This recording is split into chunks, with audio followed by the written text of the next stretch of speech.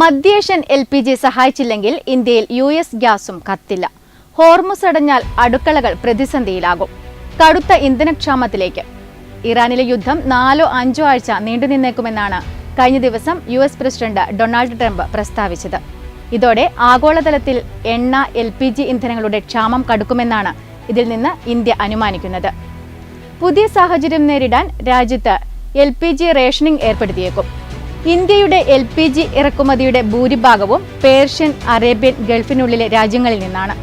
Saudi Arabia, UAE, Qatar, Kuwait തുടങ്ങിയ രാജ്യങ്ങളിൽ നിന്നെടുക്കുന്ന LPG Hormuz കടലിടുക്ക് കടന്ന അറബിക്കടലിലൂടെ സഞ്ചരിച്ച ഇന്ത്യൻ ഉപഭൂഖണ്ഡത്തിൽ വിവിധ തുറമുഖങ്ങളിലേക്ക് എത്തുന്നു.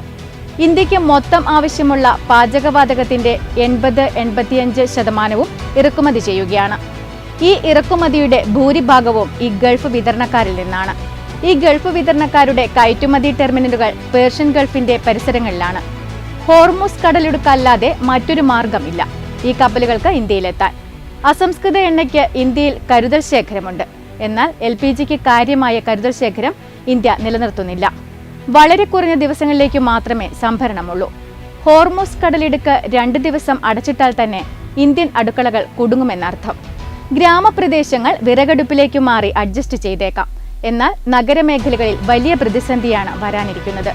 ഇതോടൊപ്പം കാണേണ്ട മറ്റൊരു കാര്യമാണ് US-ൽ നിന്നുള്ള LPG ഇന്ത്യയിലെ വീടുകളിൽ എത്തണമെങ്കിൽ പേർഷ്യൻ ഗൾഫിൽ നിന്നുള്ള LPGയുടെ സഹായം ആവശ്യമാണ് എന്നത്. ചുരുക്കത്തിൽ US-ൽ നിന്ന് ഇറക്കുമതി ചെയ്യുന്ന ഉയർന്ന പ്രൊപ്പേൻ കണ്ടന്റുള്ള LPG അതേപടി വിതരണം ചെയ്യാനാകില്ല.